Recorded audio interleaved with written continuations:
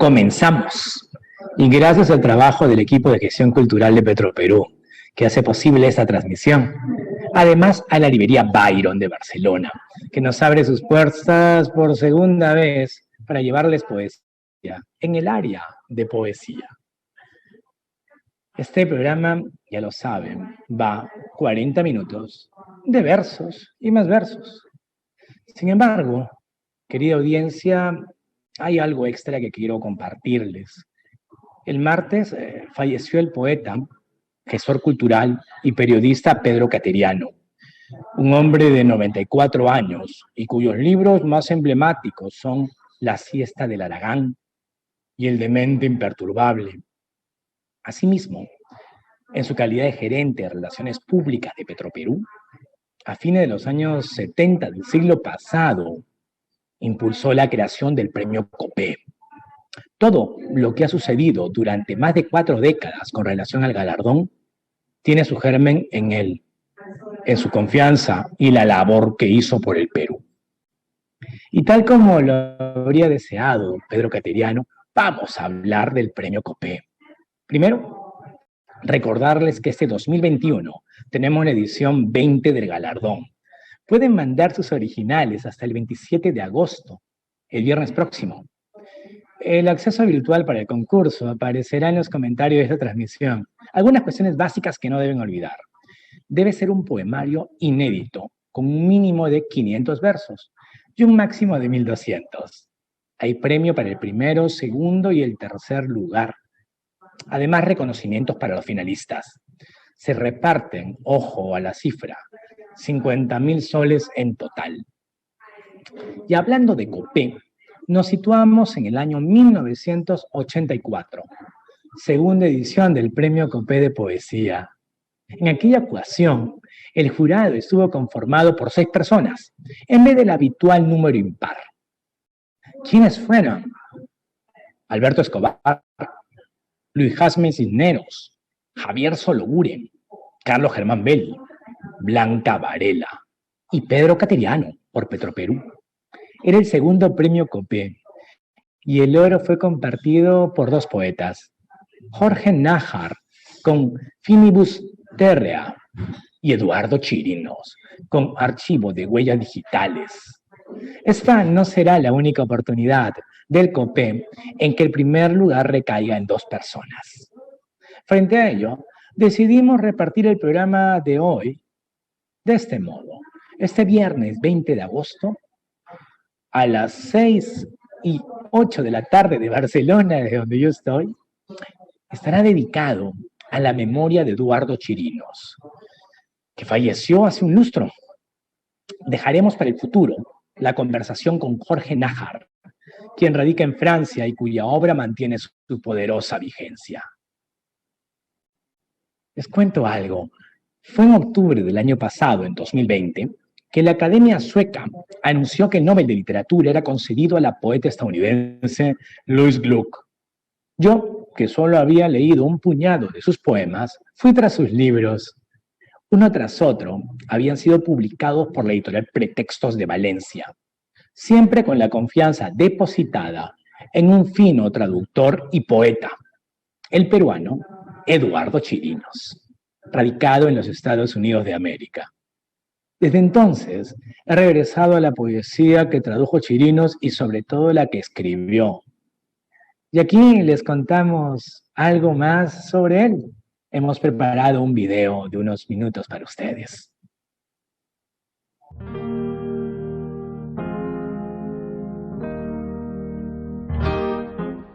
Eduardo Chirinos nació en Lima en 1960. Poeta y ensayista, también ejerció el periodismo y la docencia universitaria. Estudió literatura en la Pontificia Universidad Católica del Perú y se doctoró en Letras Hispánicas en Estados Unidos de América. Fue profesor en la Universidad de Montana, además de otras instituciones de prestigio. Entre sus libros destacan los poemarios Breve Historia de la Música y Mientras el Lobo, así como los ensayos La Morada del Silencio e Infame Turba. Su obra también incluye la literatura para niños y la traducción. En su trayectoria literaria son varios los reconocimientos, como el premio José María Arguedas en 1979, los Juegos Florales en la Universidad Católica en 1980, el de la Municipalidad de Lima en 1982 y 2 años más tarde, en 1984, el premio Copé de Oro con su poemario Archivo de Huellas Digitales. En el ámbito internacional, ganó el premio Casa de América de Poesía Americana en 2001 y el de Poesía Generación del 27 el año 2009. Eduardo Chirinos falleció en Estados Unidos de América 5 años atrás. Era febrero, invierno de 2016.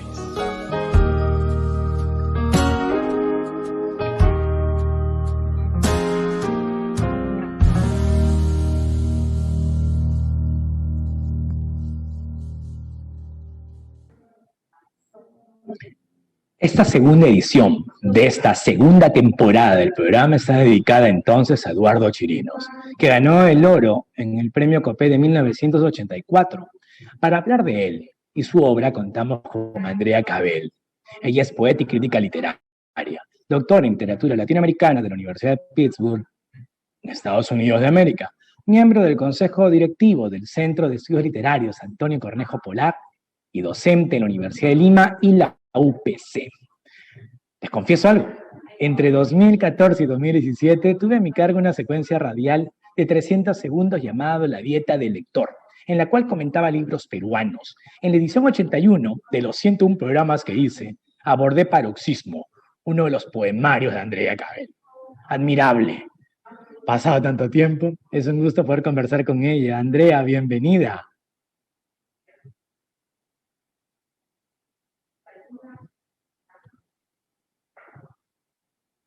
¿Qué tal? Buenos días. Muchas gracias por la invitación, muchas gracias por permitirme estar acá, Juan Manuel, es un gusto conversar contigo. Para la audiencia lo es, para mí especialmente, y por recordar a Eduardo. Lo primero que quería pedirte, Andrea, es ayúdanos a conocer a través de tu memoria Eduardo Chirinos. ¿Qué recuerdos tienes de él? Bueno, Eduardo era una persona que sabía todo de todo, y que a mí me llamaba mucho la atención que cuando conversaba con él, era como que si hablara siempre en limpio, sin trastrabillar, sin errores, sin erratas. Era siempre como una fluidez constante. Eduardo además tenía un sentido del humor privilegiado para hablar de todo aquello que le gustaba y que no le gustaba. Tenía una ironía muy fina. Y también tenía una gran capacidad para hablar de temas bien complejos, tanto personales como mucho más amplios, de una manera muy lúdica. Entonces, recuerdo detalles tan sencillos, ¿no? Como estos dibujos que me hacía en las servilletas cuando tomábamos algún café, o las dedicatorias tan particulares que hacía, su velocidad para responder los correos, ¿no? Que te daban siempre la sensación de cercanía, y sobre todo su generosidad y su sencillez, porque pese a ser una persona tan importante, tan culta, y a la vez una persona ocupada, porque andaba viajando mucho, y andaba leyendo y escribiendo y produciendo mucho todo el tiempo, siempre se daba un tiempo para hablar con la gente joven, para hablar con los que recién empezábamos a escribir, con los que recién pensábamos en formarnos en la literatura como en la academia. Entonces, siempre hablar con él era también hablar un poco con un niño, pero con un niño que sabía todo, que era muy culto. Entonces, esa mezcla siempre me llamó la atención. En ese contexto, querida Andrea, y gracias por la semblanza, ¿qué valor tiene su obra literaria para ti? ¿Y cuánto nutrió de tu quehacer académico y poético? Bueno, su obra es muy importante para mí en muchos sentidos. Si bien es cierto, yo no me dedico a producir trabajos teóricos sobre la poesía, sus aportes sobre cómo se piensa la poesía sí me sirvieron para pensar otras cosas. Para pensar, por ejemplo, problemas identitarios, para pensar, por ejemplo, desplazamientos emotivos. Me acuerdo un verso de un poema de él que dice: el verdadero poema nos conmueve porque nos plagia. Entonces, me quedé pensando en eso por un buen tiempo y cuál era la relación con la palabra, ¿no? Pero también su forma de pensar, por ejemplo, el placer, ¿no? Recuerdo que él no recuerdo ahorita exactamente en qué libro, pero él comentaba que como todo placer, el placer de escribir también se resiste a dar explicaciones, incluso cuando es culpable de poemas que explotan el dolor, el desamparo y la infelicidad. Entonces yo dije, pucha, la culpa, claro, la culpa, el placer y de pronto el negarte a explicar cosas y la posibilidad que te da la poesía y que te da la literatura de ir un poco más allá. Entonces, los trabajos de Eduardo, tanto en la crítica como en la poesía, me han servido para pensar más allá algunos problemas que pueden ser tan concretos, ¿no? Y tan lejanos de la poesía también, como el de la identidad, como el del deseo, como el del placer, como el del amor. Y poniéndonos ya en el libro ganador del Copé de Poesía, ¿cómo ha sido regresar para ti a esos poemas del 84? Para mí ha sido una sorpresa. En primer lugar, el jurado, que me llamó mucho la atención. En segundo lugar, me gustó mucho el collage que él hizo en el que se incluyó. Yo estuve viendo otros libros en donde, por supuesto, incluye sus dibujos, pero no había visto sus collages, ¿no? Y viéndolo, me pongo a pensar en que qué bien representan estos collages, más o menos su forma de mantenerse en el tiempo, ¿no? Porque coloca uno sobre otro elementos de la cultura popular como estos juegos donde los crucigramas, ¿no? Donde coloca crucigramas y coloca también una libreta electoral y coloca también una figura renacentista y una tabla de poemas y su foto en medio. Entonces es un experimento, es una forma bien lúdica de entrar a poemas que son más bien un poco densos, son complejos.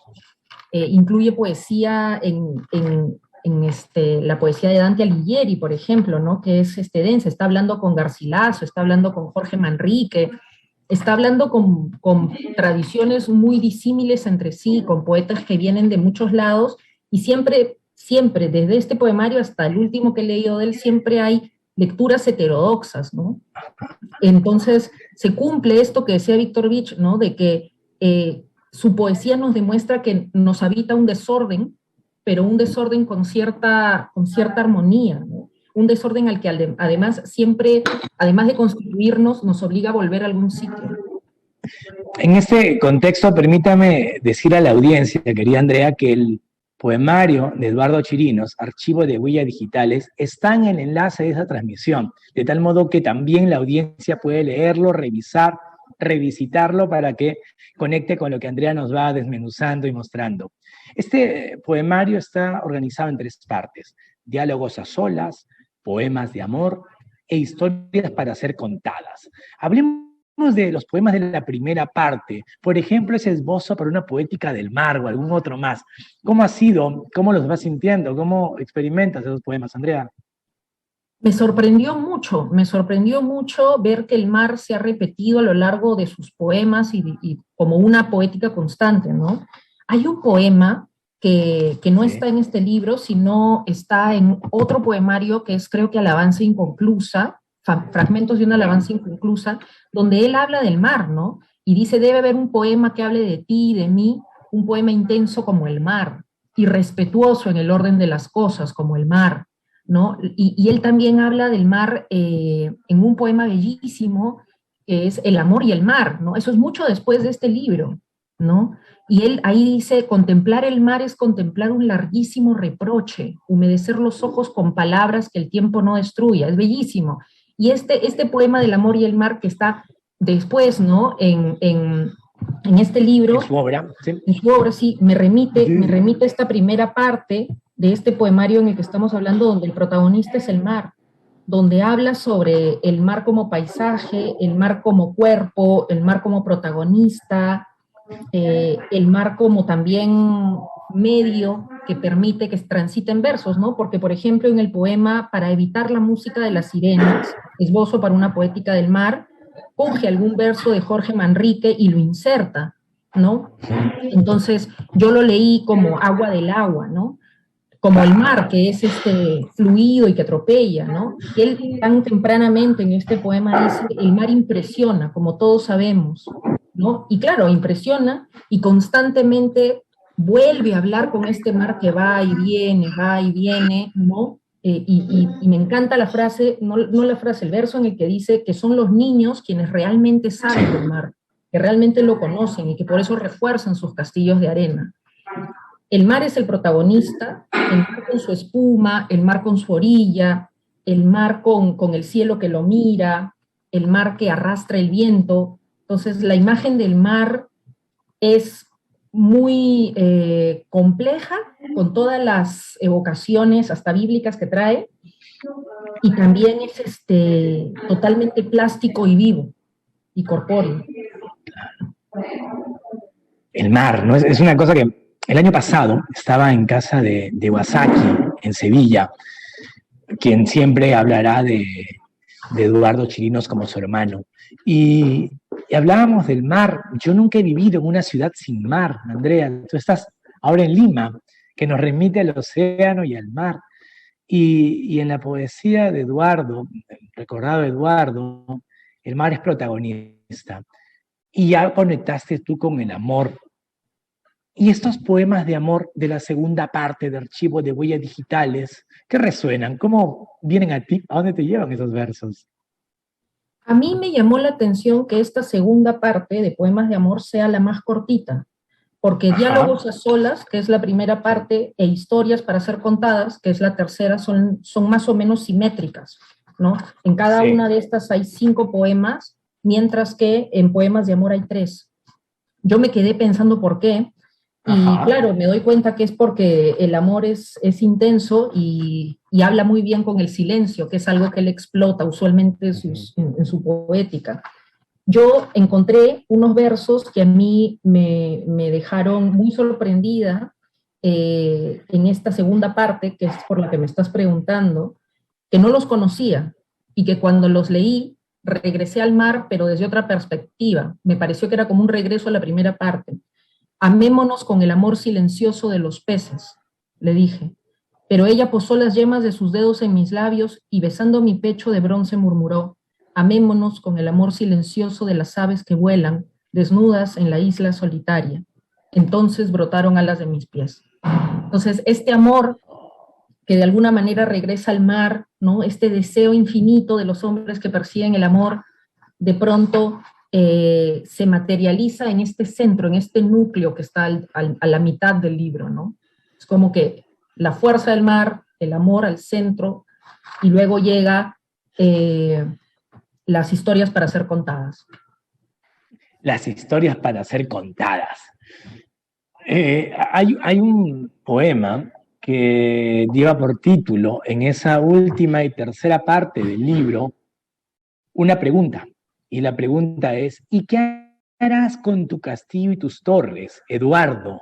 Eduardo, ¿cómo ha sido para ti reencontrarte con Eduardo duplicado en una pregunta que se formula dentro de un poema de un libro tan importante y tan significativo para la literatura peruana?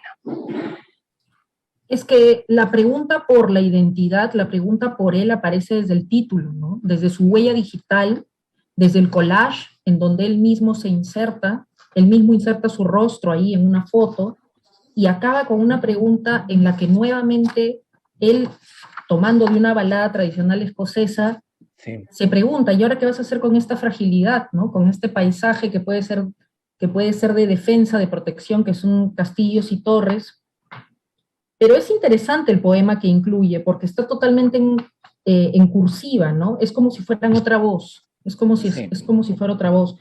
La pregunta por él y por el diálogo con el otro me interesa, me llamó la atención, descubro que su poesía siempre es nueva, descubro que sus textos siempre son nuevos, y eso para mí tiene un valor importante porque justamente te decía, ¿no? Que a raíz del conversatorio me puse a revisar algunos libros que tengo de Eduardo, no se ve bien por la pantalla, pero tengo una enorme cantidad de libros y no son ni la mitad de los que él ha producido, porque él escribió mucho y mucho de de crítica y mucho de poesía y mucho de traducción y mucha investigación, ¿no? O sea, acá tengo algunos, y en todos Sí. ellos están sus firmas y sus dedicatorias, siempre con una forma muy lúdica, ¿no? De preguntarme cosas. Me di cuenta que justamente en sus dedicatorias me preguntaba cosas, ¿no? Y también me aconsejaba, desde el primer libro que lo Ajá. leí. Y a raíz de eso yo estaba pasando por una librería y de pronto vi esta antología que se llama Me Gustas Tú, Adolescentes en la Poesía Peruana.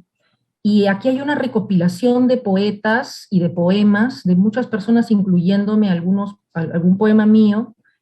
Y está otra vez esta pregunta, ¿no? Está otra vez esta pregunta por el joven, el adolescente, el niño, el quién soy, esta identidad que Eduardo y constantemente se preguntaba, ¿no? Eh, Su poesía siempre va a ser nueva, su poesía siempre va a ser distinta, su poesía siempre me va a interpelar, y la verdad es que leer este libro me obligó a retroceder y a leer más materiales de él y a recordar, ¿no? El primer libro que yo leí de Eduardo es El Techo de la Ballena, un libro que salió publicado en La Católica en el 91. Y me acuerdo que yo fui a una presentación cuando lo conocí, el 27 de mayo del 2009, me acuerdo, y fui y le dije, yo he leído este libro de crítica, y no sabía que eras poeta, pero aprendí tanto con este libro, y yo recién empezaba en la carrera de literatura, entonces para mí fue particularmente significativo darme cuenta que alguien que amaba pensar, que amaba crear, que era tan intenso en su pensamiento, era como Funes el Memorioso, pero en versión animada, porque era mucho más lúdico. De pronto también es un poeta que no deja de sorprenderme. Entonces, este libro, Archivo de Huellas Digitales, me ha nuevamente sorprendido y nuevamente me ha puesto a pensar en qué es la libertad, qué es el amor, qué es la pasión y dónde está el mar, ¿no? Porque el mar en su poesía está en todos lados y a la vez es tan difícil de señalarlo. En este panorama que tú nos brindas y que te agradezco muchísimo, Andrea, porque es amplio, profundo y muy sentido, hacías mención a esas referencias a Garcilaso, esas referencias a Dante Alighieri, pero también tenemos estos poemas dedicados a Ciesa de León y a José María Arguedas, esos homenajes a Lucho Hernández, a Javier Heroda, Juan Ojeda. En Eduardo está también este gran lector de la literatura peruana. Y esos aportes están desde su poesía hasta su trabajo ensayístico. ¿Cómo es la relación que tenía Eduardo con nuestra tradición poética en particular y literaria en general? La conocía muy bien, la conocía muy bien, y hablar con él de la tradición literaria era como conversar de un tema cotidiano, diario. Hay un comentario que hizo el poeta Carlos López de Gregori, también coetáneo, muy amigo de Eduardo. Él dice, hay autores cuyos textos y libros se acercan a un centro, pero hay otros autores que en realidad parten del centro e irradian en muchas direcciones. Eduardo Chirinos es de este segundo tipo de autores, ¿no? Que irradian. Eso es lo que me llamó mucho la atención, y justamente con Arguedas, con Lucho Hernández, ¿no? Hace poemas en donde combina la historia de ellos tres y combina la tragedia de ellos tres, la muerte prematura, ¿no? La muerte misteriosa en algún punto, la muerte dolorosa. Conocía muy bien la tradición peruana. Conocía muy bien también, me parece, su lugar en ella. Ah, eso es fundamental y es verdad, y eso uno lo percibe al leerlo, ya sea en prosa o en verso. No obstante, Eduardo Chirinos, y con eso dejamos de acosarte, André, y terminamos la conversación, lo cierto es que Eduardo también dedicó su literatura a la escritura para niños. Y tú has frecuentado un poco comentarios y críticas en torno a esta producción. ¿Qué es lo que más te llamó la atención de lo que se haya dicho de ese filón de su literatura? Me acuerdo que hay un texto de Jorge Eslava que es era muy cercano, muy amigo, hermano de él, y él comenta sobre, por ejemplo, Juanita y las líneas de Nazca, o sobre A Cristóbal no le gustan los libros, que son dos libros de literatura infantil, que su literatura, a pesar de hablar aparentemente para un público pequeño, no los niños, en realidad es compleja. En realidad postula libros de viaje, libros de aprendizaje, con temáticas complejas. Entonces, incluso no es un libro para niños en lo absoluto, pero mientras el lobo está, que es este poemario ganador del Premio Poesía Generación del 27, que tuvo una segunda edición, además, en la editorial Mesa Redonda, también está aludiendo a este mundo de los niños. Entonces, él escribió literatura para niños, es cierto, cuentos además complejos, pero también él se integraba constantemente en temas, no sé si en temas, pero sí en el espíritu de los niños. Creo que en una entrevista le preguntaron por qué no tenía hijos, y él respondió algo que también me lo había comentado a mí en algún momento, ¿no? Retomando una escena de una película sobre la vida de J.M. Barrie, y él dice, los niños no tienen niños.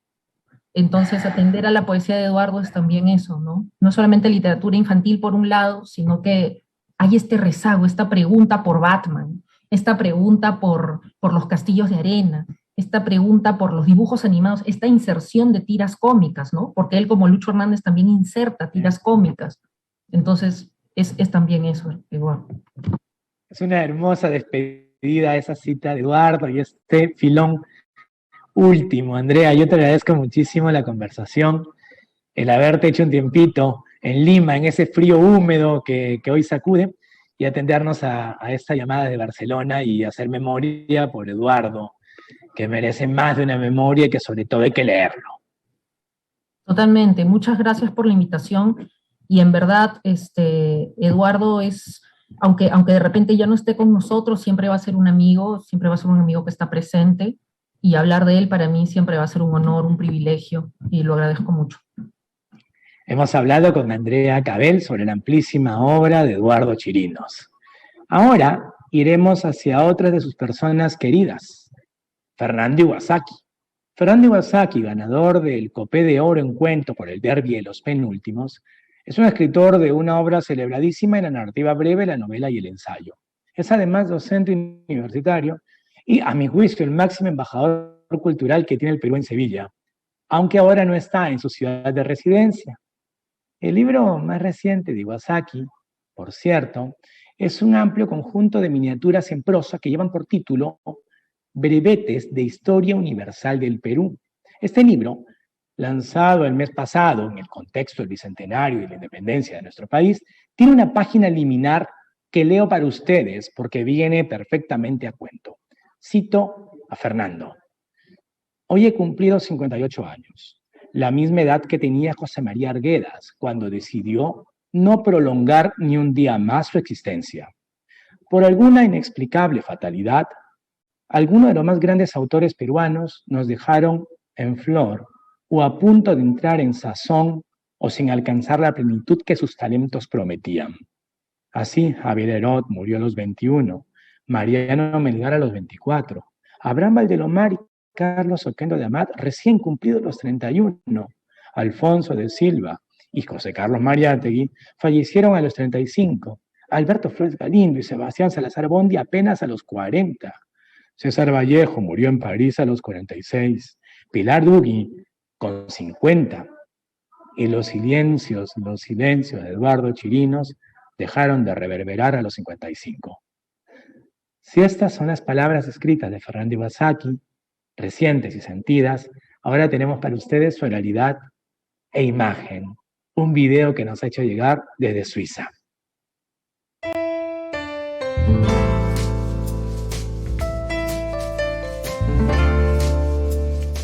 Por azar voy a tener que hablar de Eduardo Chirinos, lejos de mi casa, en Sevilla, donde tengo todos sus libros. Estoy en Zúrich, en casa de mi hija, que pasó un año con Eduardo en Montana. Eduardo la quería mucho a María Fernanda y me encanta que mi hija haya conocido a Eduardo desde muy chica.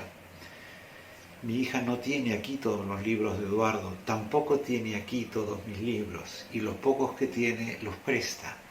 Y por eso quiero leer un poema de Eduardo que habla de los libros prestados, utilizando una definición del francés que dice que un fantasma es ese papel que reemplaza al libro prestado en una biblioteca.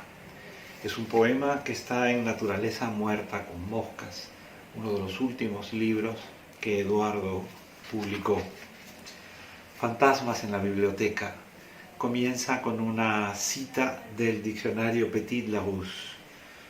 Fantôme, fuil, carton que l'on met à la place d'un livre sorti d'un rayon de bibliothèque dont le commun emprunté.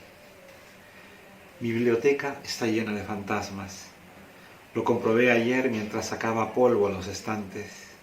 Por cada 20 libros aparecía un trozo de cartón, un papelito que evocaba el libro ausente, el nombre de su autor, de la editorial en unos casos. Allí están, despuntando entre los lomos, dientes dispuestos a morder a quien tenga el atrevimiento de acercarse. Lo sé, la metáfora dental no es apropiada.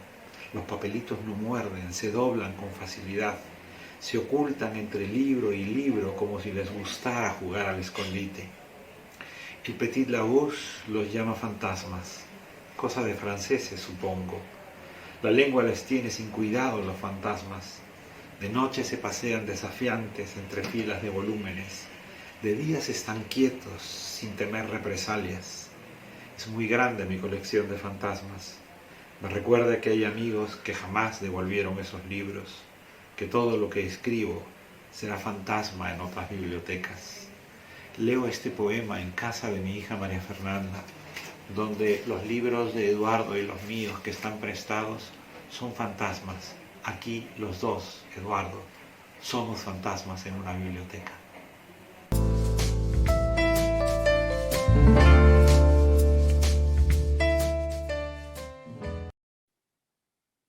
Un abrazo contrafantasmal, querido Iwasaki.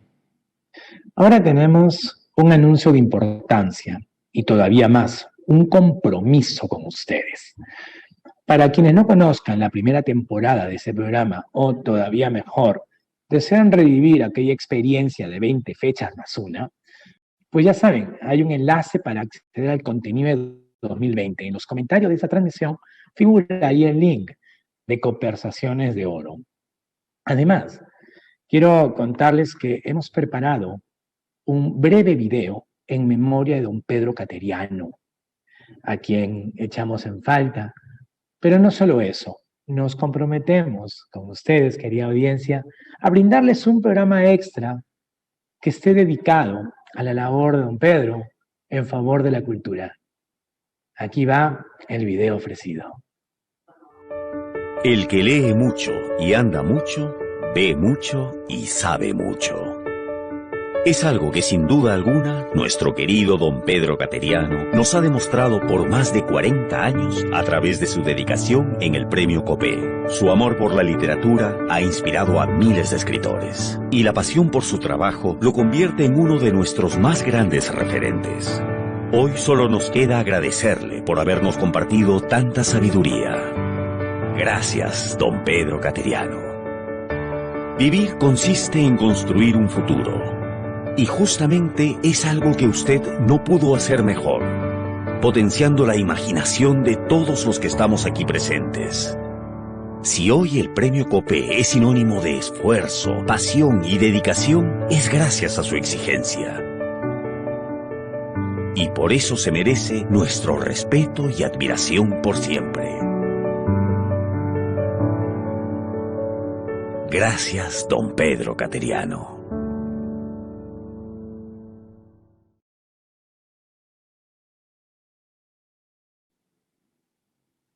Y para cumplir también con el encargo de labores que nos marcó don Pedro Cateriano, nos damos a ustedes. Y darnos a ustedes es leer sus comentarios. Hay algunos, en verdad, tan sentidos y bonitos. Violeta González Blanco dice lo siguiente: me encantó la cita, Andrea Cabel, aquella que dice lo siguiente: los niños no tienen niños. Ana María Luna nos dice: nada como vivir cerca del mar, por supuesto. Lelis Cruzado saluda Conversaciones de Oro y que sigan los programas uno a uno. Finalmente, Juan Luis Espinosa Chinchón nos dice felicitaciones por hacer vivir la poesía en esos tiempos tan difíciles. Y eso es lo que intentamos, brindarles a ustedes una ventana desde esta librería u otro salón entre libros y donde los versos nos acompañen, sean siempre esenciales, nutritivos y motivo de otra forma de regocijo. Así es como vamos llegando al final del programa, con la promesa de reencontrarnos de nuevo para el COPE de 1986. Haremos memoria de aquellos años. Y hablando de memoria, ¿recuerdan ustedes aquel verso del poeta italiano y Nobel de Literatura Salvatore Quasimodo? Los poetas no olvidan. Espero que ustedes tampoco, pues tenemos una cita cada viernes a las 11 a.m. de Perú, gracias al equipo de gestión cultural de Petroperú. Ya lo saben, fue Juan Manuel Chávez para ustedes desde Barcelona y lleno de oro.